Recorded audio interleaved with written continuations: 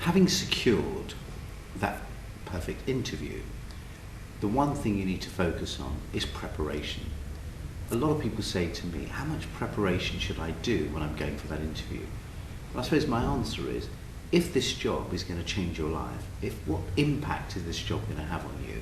And that sort of illustrates to me how much effort you should make. If the impact on you in your life is that significant, then that's the amount of effort you should put in. By putting in the effort to really prepare and research and understand will give you the foundation of confidence. A lot of people say to me, James, how can I be so confident when I'm so nervous? The truth is you're nervous because you haven't got enough information to be able to use in the interview. The more information you have, the better you will feel. For me, a good interview, generally, the measure of a good interview is when 50% of the interview is you asking the questions and 50% of the interview was when the employer was asking the questions. Generally, interviews are 80% employer asking questions and only 20% the candidate. To me, generally, that's the one you didn't get. So be very conscious that to keep the interview balanced, where it's a two-way stream, you've got to be able to think of good quality questions, and those questions come from the research that you do on the organisation, but also in some cases the person you're going to be meeting. So just remember 50-50. On the day when you're there at the organisation, one of the things that I've always done is always have a look around the building when you're sitting in reception. Sometimes you'll see an organisation displaying awards, achievements, things they've done. When you walk inside the company and you walk into the office of the person interviewing you, sometimes it might be their personal office and there'll be pictures of them or their family or their children. I always generally, because as you walk in, you take your coat off, you're asked if you would like a tea or a coffee.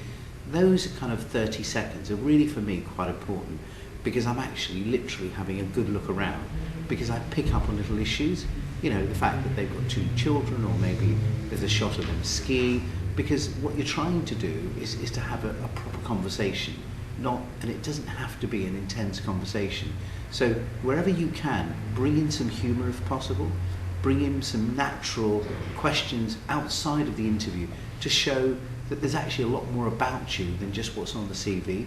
So I think be very conscious that this is a sales meeting to me.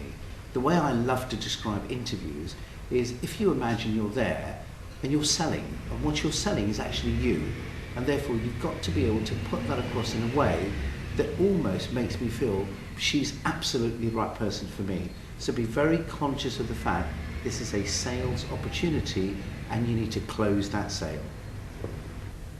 One of the times in the interview that I always find really useful is that period when you're about to wrap up.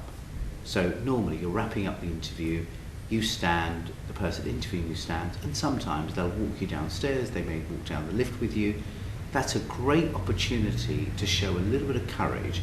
And one of the questions I love when people say to me, by the way, James, how did I do? It's great to ask the question, and before you leave the building, try and see if you can find that opportunity to get that direct feedback. Ask that question, because there's your opportunity that if anything that you did wrong or anything that didn't quite come across well, that's the opportunity to put it right. So you want to get direct feedback.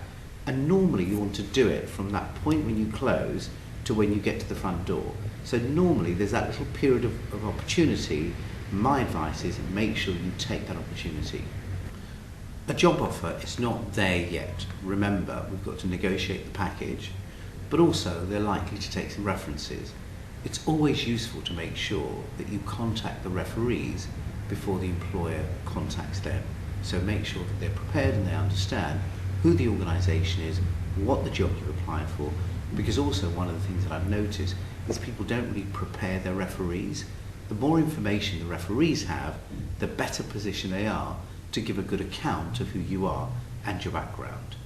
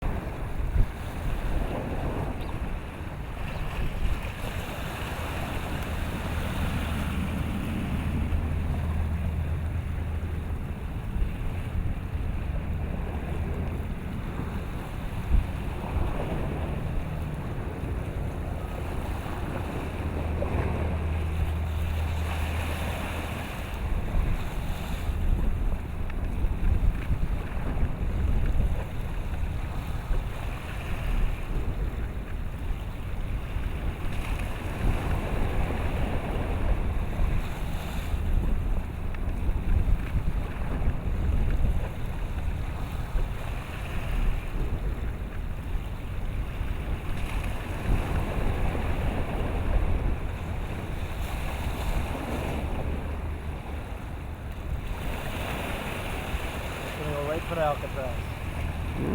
Sun Tzu, within the works of The Art of War, talk about the fact if you can understand your enemy so well to the level of where you can psych him out, basically defeat him before you put one boot on the battlefield, you've become a true master of your domain.